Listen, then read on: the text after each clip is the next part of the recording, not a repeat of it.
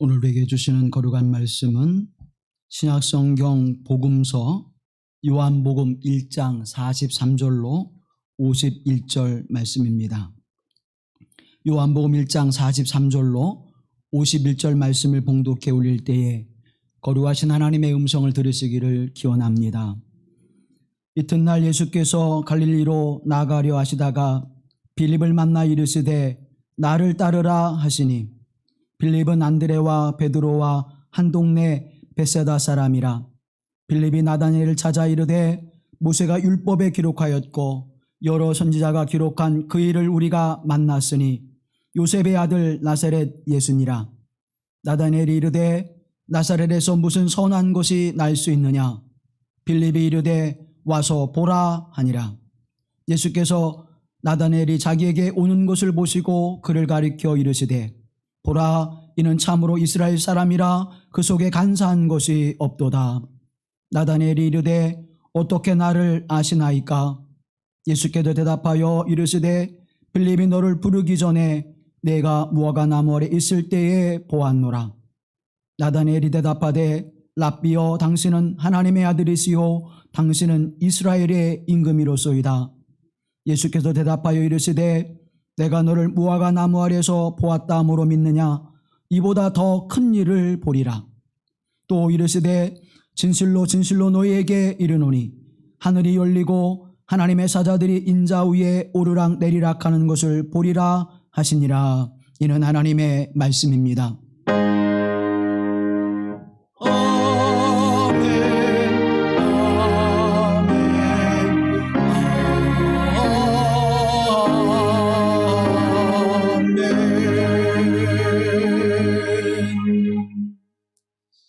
우리 주 예수 그리스도의 은혜와 사랑하심이 우리 교회 공동체 위에 저와 여러분 위에 함께 하시기를 기원합니다.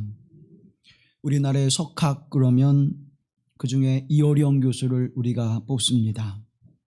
이 이어령 교수가 복음을 받아들이고 예수 그리스도를 구주로 고백했던 그 고백의 이야기들을 지성에서 영성으로라고 하는 신앙 고백서와 같은 책을 펴냈습니다.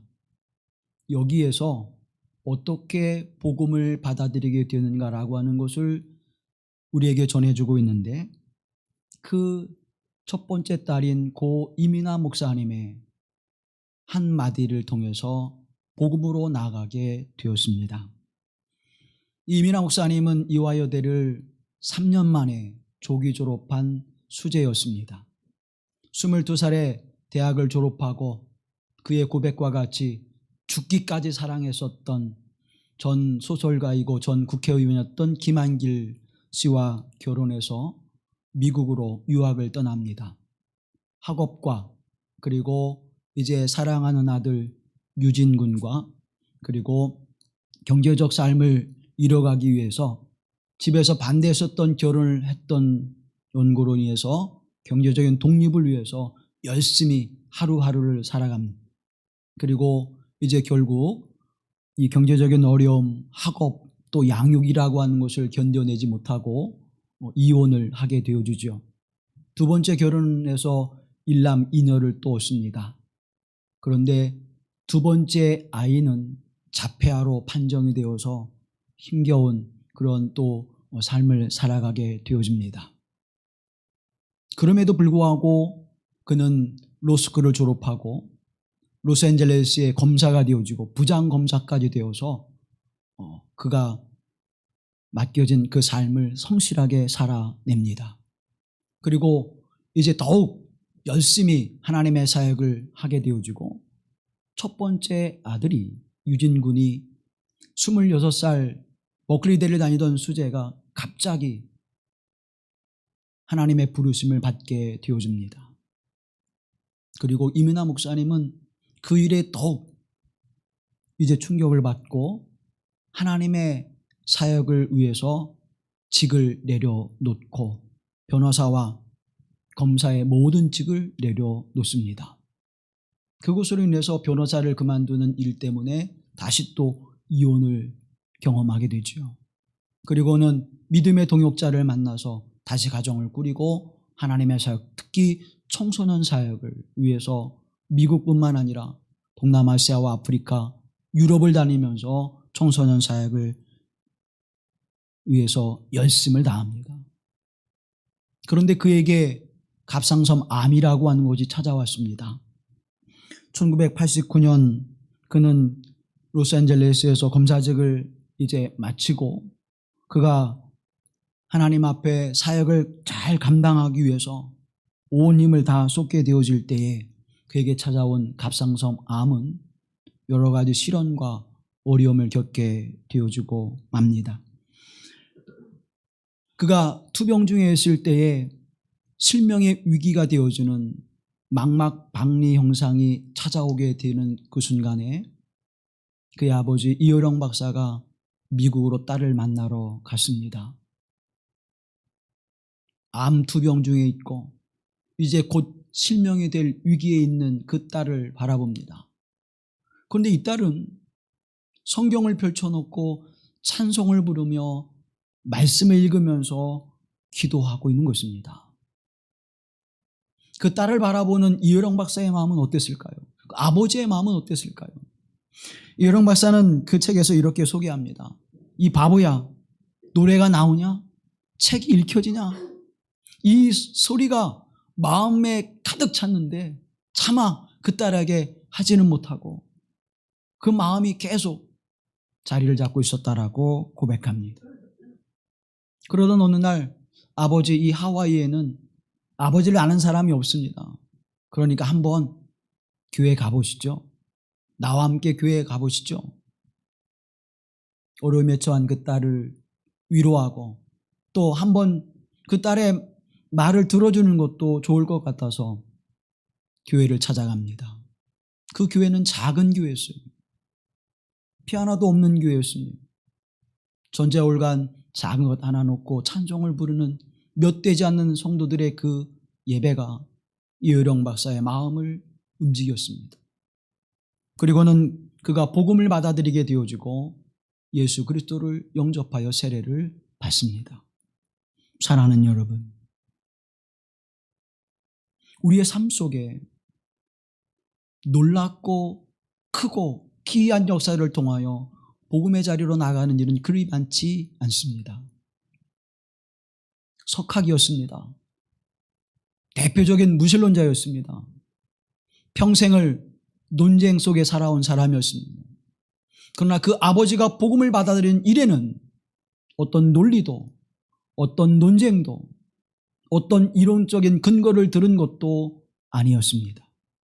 아버지, 교회 한번 가보시죠. 이 말 한마디로 평생 무신론자로 살아왔던 이효령 박사가 무너져 예수 그리스도의 복음을 받아들이게 되었습니다.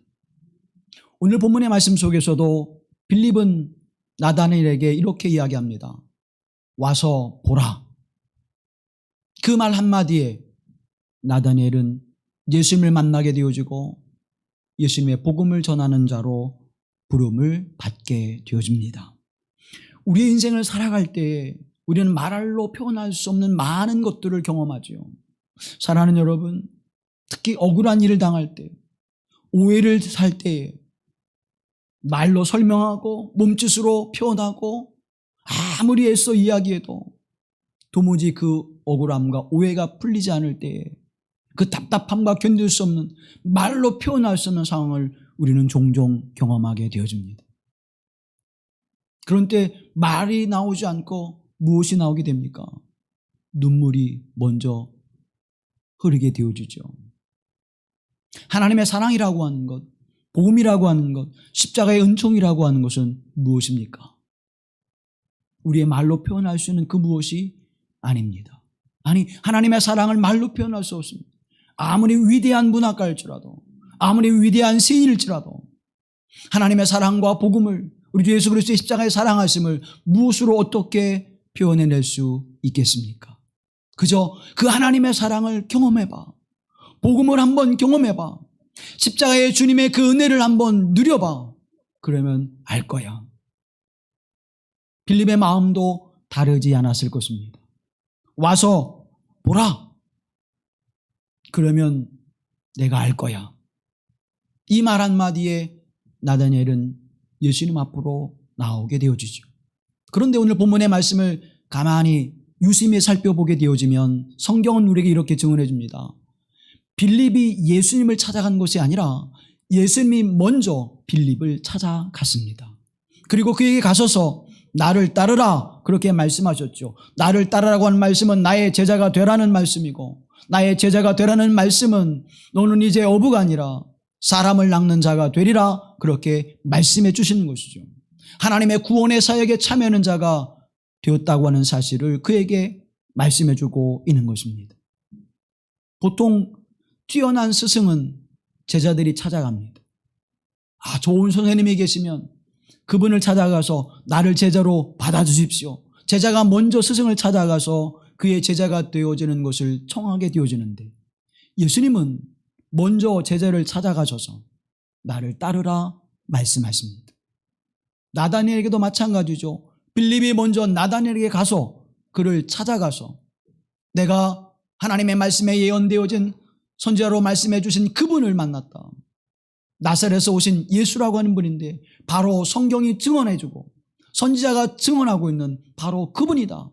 그렇게 나다니엘에게 말하고 그를 불러서 예수님 앞으로 이끄는 모습을 보게 되어집니다. 사랑하는 성도 여러분, 오늘 주님이 저와 여러분을 먼저 찾아오셨습니다. 그리고 우리로 하여금 나를 따르라 하시는 주의 음성을 들려주셨습니다. 이 거룩하신 하나님의 음성 앞에 믿음으로 순종하여 우리가 이 믿음의 공동체를 이뤄가고 있음을 믿습니다. 그런데 이 빌립이 나다니엘을 초청하고 초청되어진 나다니엘을 예수님이 만날 때 그를 향하여 예수님은 이렇게 말씀하십니다. 47절에 예수께서 나다니엘이 자기에게 오는 것을 보시고 그를 가리켜 이르시되 보라 이는 참으로 이스라엘 사람이라 그 속에 간사한 것이 없도다 말씀하십니다. 사랑하는 여러분, 빌립이 나다니엘을 부를 때 나다니엘은 예수님을 향해서 어떻게 말씀했습니까? 빌립이 가서 말하지요. 성경이 증언해주고 있고 선지자가 말씀해주고 있고 율법서가 말씀해주고 있는 그분이 바로 나사렛 예수라고 하는 분인데 내가 그분을 만났습니다. 가서 보시죠. 그랬더니 나다니엘이 어디에서 났다고요? 나사렛 예수예요. 나사렛 사람이요? 나사렛에서 무슨 선한 것이 날 수 있어?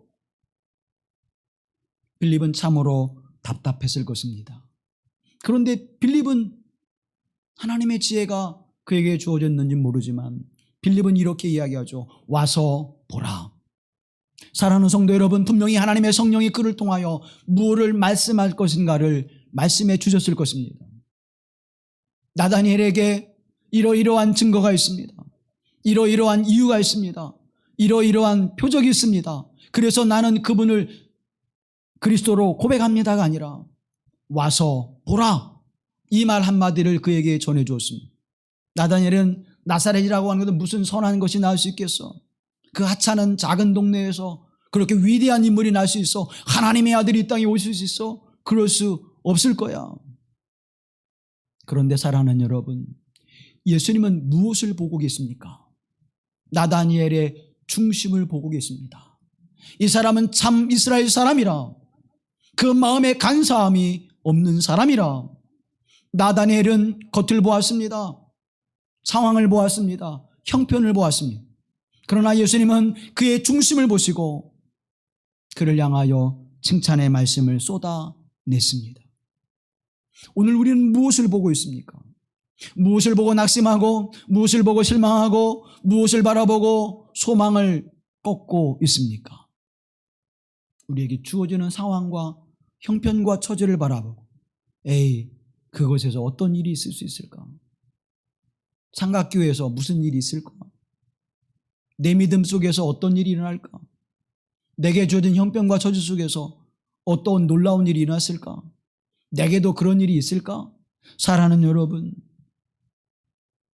나사렛에서 무슨 선한 것이 나겠느냐 말하는 나다니엘의 그 탄식은 오늘 저와 여러분의 탄식이 아닐까요? 이 탄식이 변하여 예수님께서 나다니엘을 보시고 참 이스라엘 사람이라 마음에 간사한 것이 없도다 그 중심을 보는 하나님의 거룩한 은혜가 그 믿음의 눈이, 그 영의 눈이 저와 여러분에게도 열려지기를 주님의 이름으로 기원합니다. 이 눈이 열려질 때에 하늘의 신령한 것과 거룩한 모습을 바라보게 되어집니다. 오늘 나가서 복음을 전하고 나가서 예수 그리스도를 전할 때 세상 사람들은 동일한 이야기를 할 것입니다. 한국 교회가 어떤 모습을 가지고 있어? 당신의 교회는 어떤데? 사랑을 말하면서 이웃 사랑이 식어버려진 교회. 교회를 성장시키는 일에 매몰하면서 교회를 뺏어가는 교회. 그리스도의 복음을 확신하지 못하고 그리스도의 복음을 증거하지 못하는 교회. 목사와 성도의 삶 속에서 하나님의 말씀과 거룩함으로 성화되어지는 삶을 나타내기보다는 부조리함과 도덕적, 윤리적 타락의 모습을 드러내는 교회. 말씀에 복종하기보다는 자신의 뜻과 생각을 앞세우는 교회. 하나님의 거룩한 은혜를 사모하기보다는 자신이 아쉬울 때 찾는 그러한 교회. 기복적이고 종교적주의에 빠져있는 그런 교회에 무슨 희망이 있어? 그런 교회가 내게 무슨 생명을 나눠줘? 그런 교회가 나에게 구원을 준다고?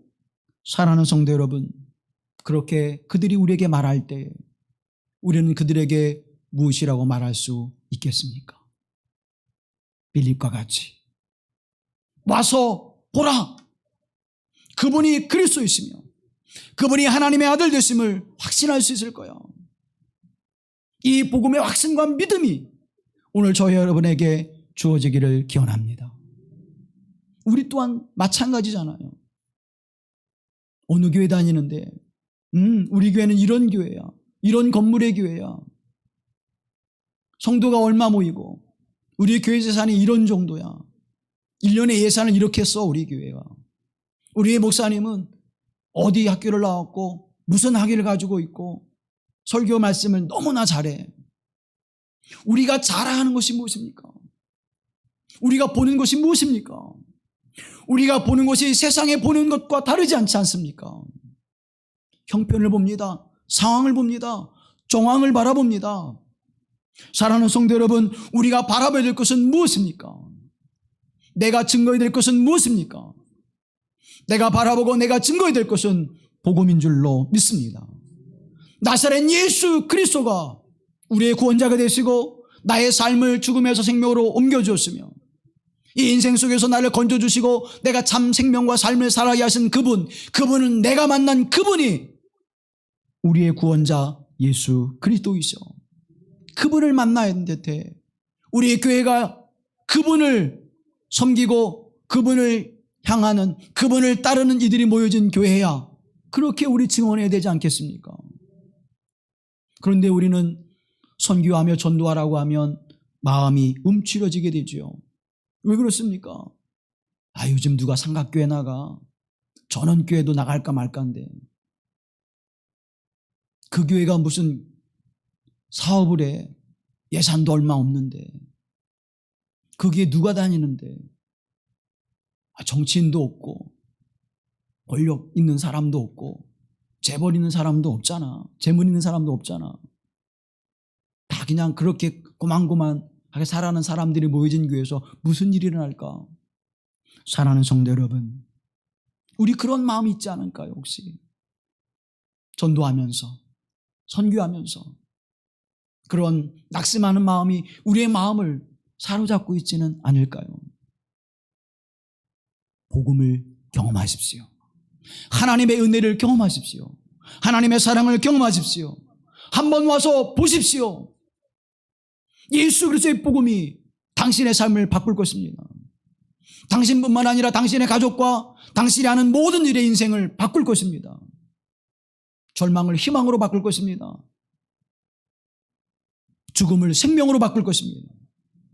좌절과 낙심함을 기대와 설렘으로 바꿀 것입니다.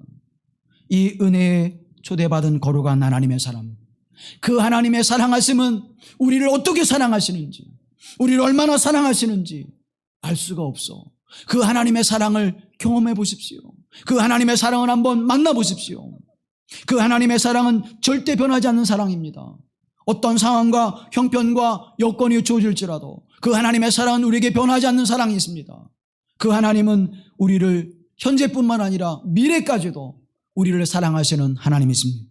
그래서 로마서에서 사도 바울은 우리에게 이렇게 고백하고 있습니다. 나는 확신합니다. 죽음도 삶도 천사들도 권세자들도 현재일도 장래일도 능력도 높음도 기쁨도 그 밖에 어떠한 피조물도 우리를 우리 주 예수 그리스도 안에 있는 하나님의 사랑에서 끊을 수 없습니다. 이 사랑을 받은 자들, 사랑하는 성도 여러분, 이 하나님의 놀라운 사랑이 복음입니다. 이 하나님의 놀라운 사랑이 우리에게는 은혜인 것입니다. 내가 무엇이 간데, 하나님 나라고 하는 존재가 무엇이 간데 이토록 사랑하십니까? 하나님 나라고 하는 존재가 무엇이 간데 이토록 돌보시기를 원하시나이까? 왜 하나님의 나를 사랑하시는지, 왜 하나님의 나를 돌보시고 은혜 가운데 나를 이끄시는지 알 수 없는 하나님의 놀라운 은혜를 경험하는 것, 이것이 우리에게는 은혜요 우리에게 복이며 이 복음을 전하라는 것입니다. 교회를 자랑하는 것이 아닙니다. 목사를 자랑하는 것이 아닙니다. 사람의 수를 자랑하는 것이 아닙니다. 교회에 가지고 있는 재물을 자랑하는 것이 아닙니다. 나를 사랑하신 하나님, 나를 죽음에서 생명으로 건져내시기 위하여 십자가의 그 고난을 받으신 예수 그리스도의 사랑과 십자가에 죽고 다시 사시는 부활의 소망을 주신 예수 그리스도를 전하라는 것입니다. 이것을 누리지 못하고 이것을 경험하지 못하고 이것을 체험하지 못한 사람들은 교회를 자랑합니다. 교파를 자랑합니다. 사람들을 자랑합니다. 교회에 주어진 여건들을 자랑합니다. 우리 교회 학교는 이런 교회야. 우리 장년부는 이런 장년부야. 우리 선교회는 이런 선교회야. 사랑하는 성도 여러분, 거기에 복음이 없다면, 거기에 예수 그리스도가 없다면, 거기에 하나님의 사랑하심이 없다면 무슨 소용이 있겠습니까? 내가 속한 교회, 내가 속한 선교회, 내가 속한 속회, 내가 살아가는 삶의 자리에 하나님의 사랑과 그리스도 예수의 복음이 있기에 거기에서 내가 믿음의 삶을 살아가는 줄로 믿습니다. 더 하나님의 사랑의 깊이를 누리십시오. 더 하나님의 사랑의 깊이를 경험하십시오. 더 힘써 하나님을 사랑하십시오. 더 힘써 하나님의 영광을 나타내기 위해서 그리스도 예수 앞에 무릎을 꿇고 하나님의 은혜를 구하십시오. 그리고 나아가 이 복음을 담대하게 증언하십시오. 여기에 복음이 있습니다. 여기에 생명이 있습니다. 여기에 구원의 길이 있습니다. 사랑하는 성도 여러분, 무엇을 바라보며 복음을 증거하고 계십니까? 내 형편과 처지와 삶의 모습, 이 모습으로는 아무것도 자랑할 것이 없지만 예수 그리스도는 우리의 자랑이요, 예수 그리스도는 우리의 복음이요, 예수 그리스도는 우리의 은혜이요, 예수 그리스도는 우리의 복인 줄로 믿습니다. 야곱은 거짓말장이었습니다. 그러나 하나님은 그의 열심과 하나님의 약속을 사모하는 마음을 보셨습니다. 모세는 살인자였습니다. 자기의 의를 드러내기를 좋아하는 자였습니다. 그러나 하나님은 모세의 이스라엘 백성 사랑하는 마음을 보셨고 그를 영적 지도자로 세워주셨습니다. 다윗은 살인하는 자요 간음하는 자였습니다. 그러나 다윗은 하나님 앞에 회개하고 하나님 앞에 더욱 믿음으로 서기 위하여 애쓰는 그 모습을 귀히 보시고 그를 이스라엘 역사 가운데 전무후무한 왕으로 하나님이 그를 세워주셨습니다. 아브라함은 자신의 사랑하는 아내를 2번씩이나 누이라고 속이는 일을 행한 간사한 사람이었습니다. 그러나 하나님은 그의 믿음을 보시고 그를 통하여 믿음의 아버지로 불리게 되어주는, 열방의 아버지로 부르게 하시는 은혜를 베풀어 주셨습니다. 사사 에훗은 장애인이었습니다. 그러나 하나님은 전쟁에서 그가 승리하게 하시는 거룩한 하나님의 사사로 들어 사용해 주셨습니다. 우리는 무엇이 있습니까? 부족하고 모자라고 연약한 모습을 바라보지 마십시오. 나다니엘은 나사렛에서 선한 것이 있겠느냐? 나사렛에서 무슨 선한 것이 나오겠느냐? 약한 것을 바라보았습니다. 부족한 것을 바라보았습니다. 모자란 것을 바라보았습니다.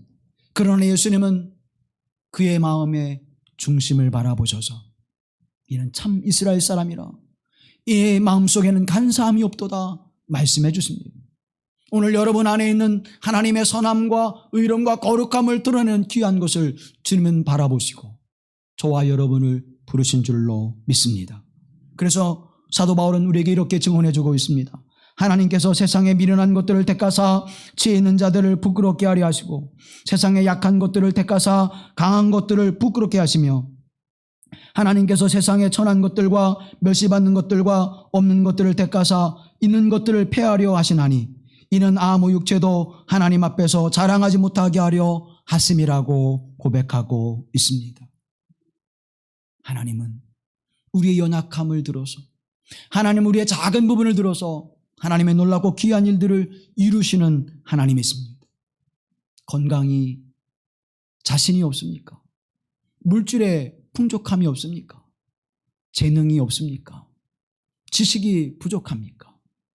사랑하는 성도 여러분, 내가 하는 것이 아니라 내 안에 계신 예수 그리스도가 하나님의 거룩한 생명의 사역을 이루어 가게 하시는 줄로 믿습니다. 우리가 이 교회를 부흥시키는 것이 아니라 하나님께서 구원받는 자들을 도와서서 이 교회를 성장시키신 줄로 믿습니다. 우리의 열심이 이 사역의 복된 은혜의 열매를 맺게 하시는 것이 아니라 하나님의 성령의 역사하심이 우리로 저절로 열매를 맺게 하시는 줄로 믿습니다. 캠브리지 대학에서 사회학과 정치학을 공부한 마커스 버킹엄이라고 하는 분이 위대한 나의 발견 강점 혁명이라고 하는 책을 썼습니다. 여기서 그분은 이렇게 이야기합니다. 약점이 아닌 강점에 초점을 맞춰라. 20년간 성공한 사람들을 만나 인터뷰한 결과 성공한 사람들은 모두 약점의 지배에서 벗어나 강점을 발견하는데 자신의 모든 것을 쏟았다는 공통점을 가지고 있었다. 그들은 자신의 단점을 고치기 위해 시간과 노력을 20% 정도 사용하고 나머지 80%는 장점을 강화하는 데 사용한다. 그는 계속해서 미국의 정치가이며 과학자인 벤자민 프랑클린의 말을 이렇게 인용합니다. 활용되지 않고 낭비된 재능을 그늘에 놓인 해시계에 비유하였다. 인생의 비극은 우리가 천재적인 재능을 타고나지 못한 데 있는 것이 아니라 가지고 있는 강점을 충분히 활용하지 못한 데서 오는 것이라는 말이 옳다. 그렇게 이야기합니다. 사랑하는 성도 여러분, 우리의 연약함, 나약함, 내 부족함 그것만 자꾸 바라보니까 우리의 인생은 뭐예요? 우울해지는 거예요. 답답해지는 거예요. 아, 나는 아무것도 할 수 없는 존재구나. 나는 아무것도 이뤄낼 수 없는 존재구나. 그런데 오늘 우리에게 이렇게 이야기합니다. 당신의 강점을 바라보십시오. 내가 가지고 있는 강점을 바라보고 그것을 자꾸 어떻게 해요? 활용하고 키워나가라는 것입니다. 우리 교회의 강점을 바라보시고 우리 교회가 가지고 있는 그 강점을 더욱 활용해 나갈 때 복음이 놀랍게 역사되어지는 것입니다. 여러분의 자녀가 성장하고 여러분이 성장하고 여러분의 가정의 평안함과 행복이 넘치는 가정으로 이루어져 가는 것임을 기억하십시오.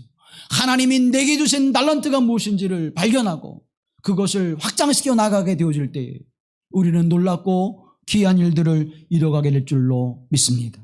이 강점을 이뤄가는 세 가지의 요소가 있는데 첫째는 재능이고 두 번째는 지식이고 세 번째는 기술이라고 이야기합니다. 재능이라고 하는 것은 무엇인가 하면 무의식적으로 반복적으로 우리 생각과 사고 속에서 끊임없이 감정과 행동을 만들어내는 거예요. 그러니까 하나님께서 나를 부르셔서 그 하나님의 사랑하심을 늘 기억하고 하나님 나를 부르셔서 선한 일꾼이 되게 하셨어. 하나님의 사역에 참여하는 자가 되게 하셨어. 하나님의 동역자가 되게 하셨어. 그래서 나는 그 일을 감당하고 할 수 있는 자가 될 거야. 내가 하는 것이 아니라 하나님이 하실 거야. 하나님이 앞서가서 싸우시고 하나님 내게 능력 주시고 그 일을 감당케 해주실 거야. 늘 그것을 되뇌이고 믿음으로 고백하고 그 일을 위해서 간구할 때 그것이 내게 재능이 될 줄로 믿습니다. 두 번째는 지식이 된다는 거예요. 그 하나님이 어떻게 하셨는지, 성경을 어떻게 말씀하고 있는지, 성경을 우리에게 어떻게 증언하고 있는지 그것이 내게 지식이 되어서 아, 이런 상황 속에서 하나님은 아브라함을 이렇게 사용하셨어. 모세를 이렇게 사용해 주셨어. 베드로를 이렇게 사용해 주셨어. 그 지식이 나로 하여금 그들의 삶을 따르게 하고 그들의 삶의 열매를 맺게 할 줄로 믿습니다. 사랑하는 성도 여러분, 이 하나님의 지식이 점점 더 커지고 넓혀지기를 주님의 이름으로 기원합니다. 그것을 가지고 활동하는 것, 그것을 가지고 믿음으로 행동하는 것, 그것이 바로 기술이라고 이야기합니다. 우리에게는 재능과 지식과 기술이 없는 것이 아닙니다. 그것을 바라보는 우리의 눈이 없는 거예요. 그것을 바라보는 우리의 마음이 없는 것입니다. 그것을 바라보는 믿음이 우리 안에 역사되어지지 않는다고 하는 사실을 기억하십시오. 사랑하는 성도 여러분, 여러분 안에 하나님은 무한한 일들을 이루십니다. 엄청난 하나님의 선한 역사들을 이루어내고 계신다고 하는 사실을 기억하십시오. 우리보다 더 못한 이들도 하나님 부르실 때에 하나님의 손에 들림받아질 때에 놀랍고 귀한 일들을 이뤄내시고 선한 열매를 맺게 하신 줄로 믿습니다. 마른 지팡이에서 싹이 돋아나게 하신 하나님의 역사가 마른 지팡이를 통하여 홍해를 가르게 하시고 바위를 쳐도 생수를 솟게 하신 하나님의 역사가 이뤄냅니다. 적어도 저와 여러분은 마른 지팡이보다는 낫잖아요. 마른 막대기보다는 낫잖아요. 그러면 하나님이 우리를 통하여 어떠한 일을 이루실까요? 상상할 수 없는 놀라운 일들을 이루어내실 것입니다. 하나님이 이렇게, 하나님이 이렇게 나의 인생을 통하여 이 놀라운 일을 이루고 계셔.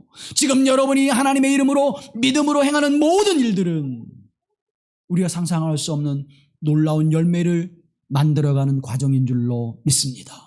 힘을 내십시오. 더욱 강건하십시오. 더욱 믿음으로 굳게 서십시오.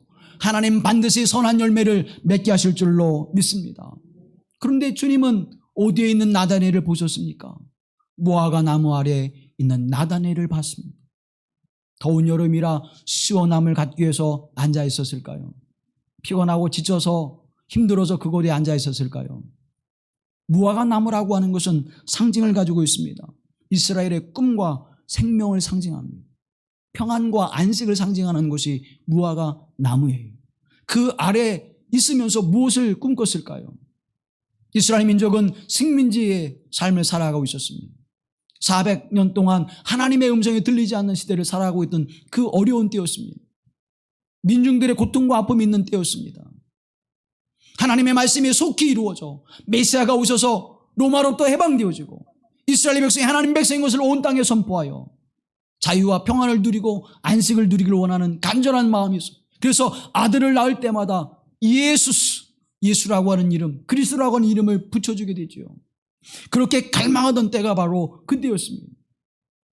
빌립에 가서 말하지요. 뭐라고 말합니까? 율법의 선지자가 말씀하셨던, 예언하셨던 그분이 바로 예수라고 하는 분입니다. 나사렛 예수라고 하는 분입니다. 말았죠. 자, 여러분, 빌립의 이야기 속에서 나다넬이 무엇을 사모했고 무엇을 바라보고 무엇을 묵상했던 사람인지를 우리가 알게 되어집니다.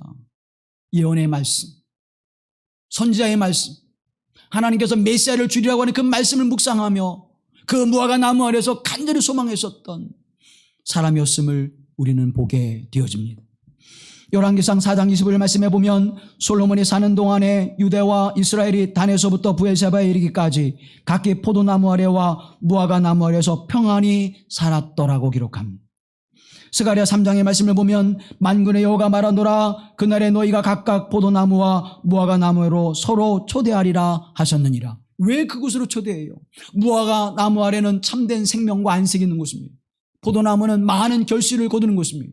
많은 결실을 통하여 평안한 삶과 생명의 삶을 누리는 곳, 그곳으로 나오리라고 말씀하는 이 말씀을 나다니엘은 묵상하며 그 무화과 나무 아래서 기도하고 있는 것입니다. 사랑하는 여러분, 오늘 저와 여러분에게는 무화과 나무 아래에 공간이 있는가? 내가 하나님 앞에 말씀을 붙들고 이 말씀이 내게 속히 이루어 주시옵소서 기도하는 무화과 나무 아래의 공간이 여러분에게도 있기를 권면합니다. 여러분이 크게 있어야 돼요. 사순절기 기간을 지나면서 내게 하나님 무화과 나무 아래에서 주의 말씀을 붙들고 기도하는 그 자리를 내게 주시옵소서. 그때를 소망하며 간구하는 그 마음을, 그 소망을, 그 기대를 내게도 주시옵소서. 그 간절한 믿음으로 무화과 나무 아래에서 하나님의 말씀 묵상할 때 그 말씀이 성취되어 우리에게 복이 될 줄로 믿습니다. 예수님은 그것을 주목하셨던 거예요. 내가 무화과 나무 아래에 있을 때에 내가 너를 보았노라. 사랑하는 성도 여러분, 그 모습을 바라보고 예수님 앞에 섰던 나다넬이 이렇게 고백합니다. 선생님은 하나님의 아들이시요 이스라엘의 왕이십니다. 이 믿음의 고백을 드리고 있는 것입니다. 예수님께 대답하여 이르시되 내가 너를 무화과 나무에서 보았다 함으로 믿느냐? 이보다 더 큰 일을 보리라. 하늘이 열리고 하나님의 사자들이 인자 위에 오르락 내리락 하는 것을 보리라.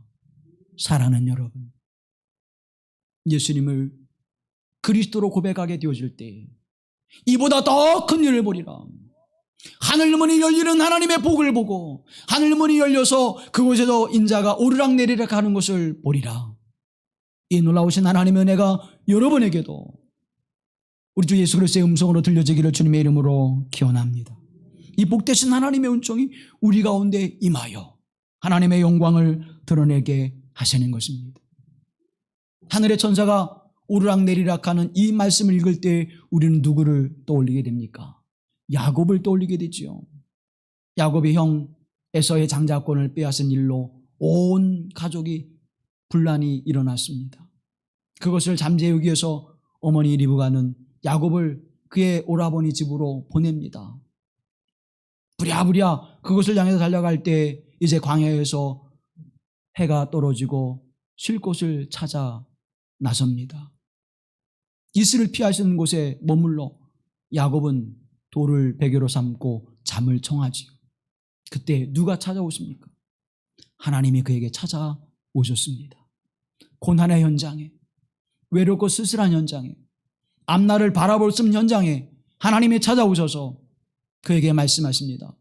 내가 다시 이곳으로 돌아올 때까지 내가 너와 함께 하리라. 사랑하는 성도 여러분, 그래서 야곱은 그곳에서 이렇게 고백합니다. 나의 주 너의 할아버지 아브라함을 보살펴준 하나님이요 너의 아버지 이삭을 살펴준 하나님이라고 하는 그 말씀을 들을 때에 야곱은 그 놀라운 하나님의 언약과 약속의 말씀을 붙잡고 그곳에서 이렇게 고백합니다. 이 얼마나 두려운 것인가. 이곳은 다툼이 아닌 하나님의 집이다. 여기가 바로 하늘로 들어가는 문이다. 그래서 루스라 하지 아니하고 베델이라 이름하였더라. 사랑하는 여러분, 우리 삶의 현장에 찾아오신 하나님, 부족하고 연약하고 미련하고 우둔한 인생 가운데 찾아오시는 하나님, 그 하나님이 우리 하나님 되시고 아브라함의 하나님, 야곱의 하나님, 그 하나님이 나의 하나님 되심을 고백하는 믿음의 은총의 자리로 우리를 부르시고 우리를 이끌어 가시는 줄로 믿습니다. 오늘 예배하는 이 자리가 아브라함과 이삭과 야곱의 하나님 되었던 그 하나님이 우리의 예배를 받으시는 자리인 줄로 믿습니다. 이곳이 베델이 되기를 주님의 이름으로 기원합니다. 이곳이 하나님의 음성을 듣고 그 언약하신 약속의 말씀을 굳게 붙잡아 주님의 나와 동행하심을 감격해 하는 자리가 되기를 주님의 이름으로 기원합니다. 하늘에 올라가는 징계, 그래서 하늘길을 가는 그 길을 발견하게 되는 것이 어디에서? 복음 안에서. 무화과 나무 아래에서 그 말씀을 사모하였더니 그 하늘길이 열려지는 것입니다. 사랑하는 성도 여러분, 이번 사순절을 통하여 하나님의 말씀을 묵상하고 우리도 예수 그리스도의 은혜를 묵상하게 될 때, 그 복음을 묵상하게 되어질 때 하늘길이 열려지고 내 인생이 그곳을 향해 걸어가게 하시는 하나님의 놀라운 은혜가 임하기를 주님의 이름으로 축원합니다. 이제는 하나님 앞에 논리를 가지고, 이제는 하나님 앞에 이유를 가지고, 이제는 하나님 앞에 설득되어진 어떤 일을 가지고 설 것이 아니라 하나님, 내가 그 복음을 받아들이게 하옵소서. 내가 그 복음의 은총의 자리로 나아가게 하옵시고 십자가에 나를 사랑하시는, 죽으시기까지 나를 사랑하시는 그 하나님의 사랑을 내게 경험하게 하소서. 그 사랑으로 내가 믿음의 길을 걷게 하옵소서. 이제는 머리로 하지 않게 하시고 영으로 일을 행하게 하옵소서. 나를 찾아오셔서 나를 부르시는 그 예수님을 만나 나도 그 복음의 은총과 하나님의 사랑 안에서 말할 수 없는 하나님의 은혜를 누리게 하옵소서. 무릎을 꿇는 사순절이 되어지기를 주님의 이름으로 권면합니다. 반드시 하나님은 하늘길을 올라가는 계단을 우리에게 보여주실 것입니다. 그 거룩한 하나님의 역사를 우리에게 나타내 보여주실 것입니다. 우리의 인생과 삶의 모습을 돌이켜보십시오. 베델에 만났던 그 하나님, 아버지 이삭과 함께 예배를 드렸을 것입니다. 아버지 이삭과 함께 제사를 드렸을 것입니다. 그런데 그를 찾아와 주셔서 말씀하신 하나님, 내 할아버지 아브라함의 하나님, 내 아버지 이삭의 하나님, 그 하나님을 만났던 경험이 이삭에게는 없었던 것입니다. 하나님을 믿고 하나님의 은혜를 받아 복된 가정에서 자라났지만 그 하나님을 경험하지 못했던 까닭에 그는 살아계신 하나님을 고백할 수 없었던 것입니다. 오늘 여기에 모인 저와 여러분이 하나님의 이름을 부르지만, 예수 그리스도를 말하지만, 성령의 역사하심을 이야기하지만 아브라함의 하나님, 이삭의 하나님, 야곱의 하나님, 그 하나님의 은혜와 역사하심을 경험하지 못하고 머리로, 지식으로, 종교적 행위로 신앙생활을 하고 있지는 않습니까? 와서 보라! 내가 뭐라 말할 수는 없지만, 뭐라 이야기를 할 수는 없지만, 내가 만난 분은 예수 그리스도이시며 내가 만난 분은 나를 구원하시는 그리스도가 되심을 분명하게 증거할 수 있는 믿음이 여러분에게 경험되어지기를 주님의 이름으로 기원합니다. 내가 만난 분이 바로 그분이야.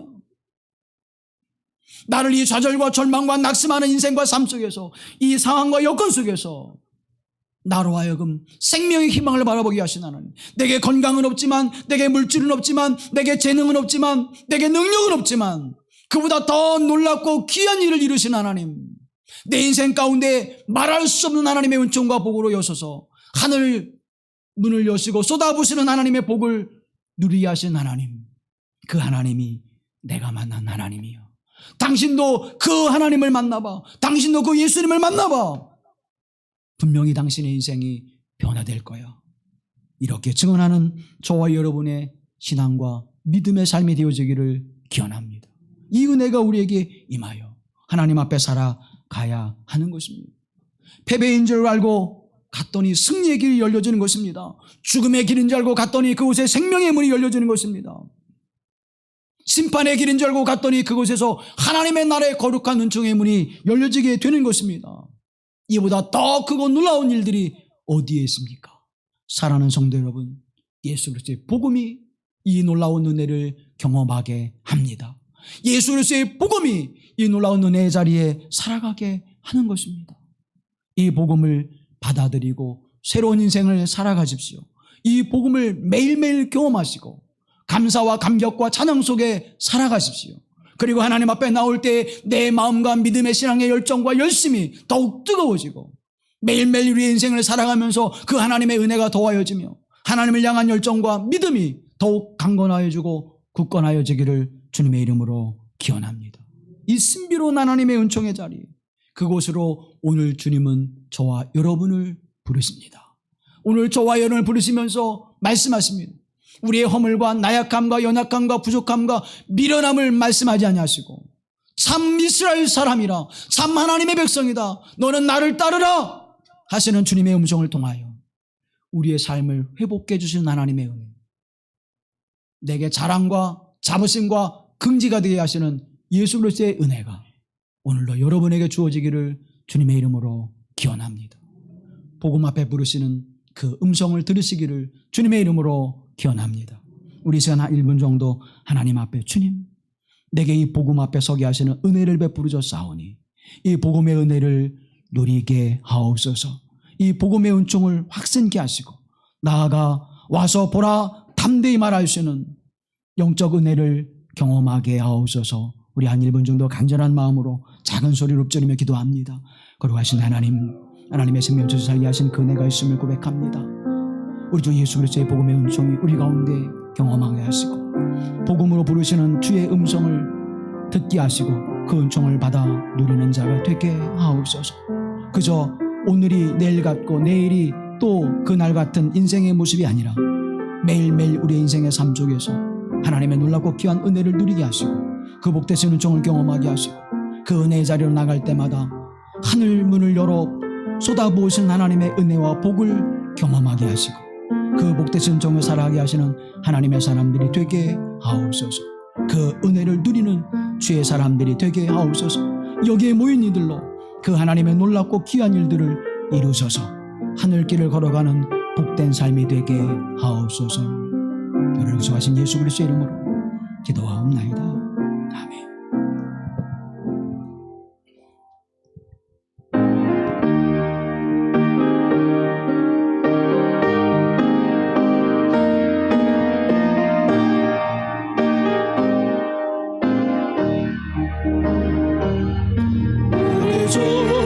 십자가 고난당하실 때에 너는 거기 있었나.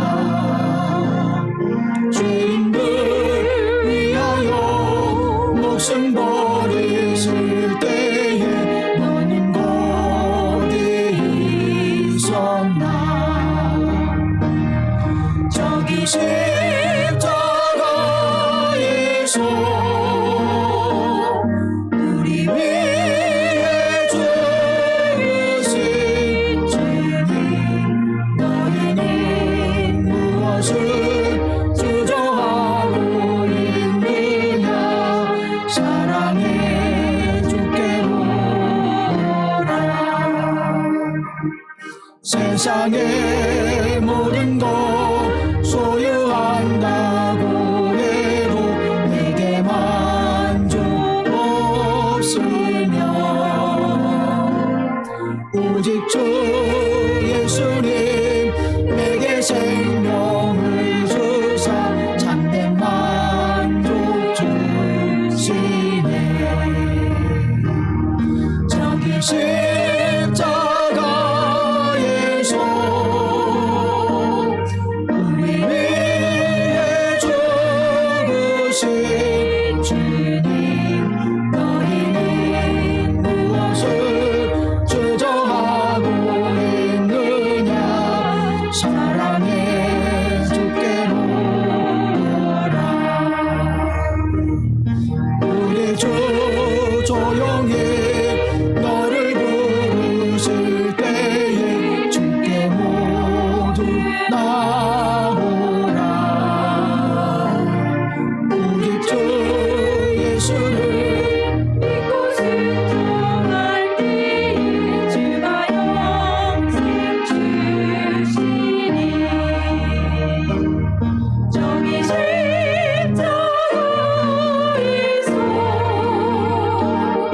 우리 위해 죽으신 주님, 너희는 무엇을 주저하고 있느냐. 사랑해 우리 주 조용히 너를 부르실 때에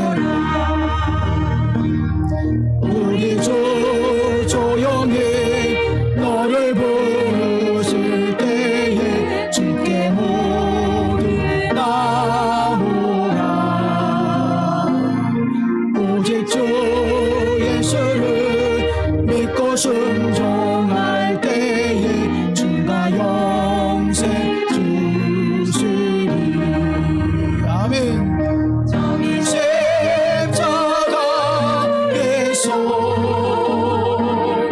우리 위해 죽으신 주님, 너희는 무엇을 주저하고 있느냐. 사랑해 너희는 무엇을 주저하고 있느냐. 너희는 무엇을 주저하고 있느냐. 사랑해 주께로 사랑해 주께로 오라. 사랑해 주께로 사랑해 주께로 오라.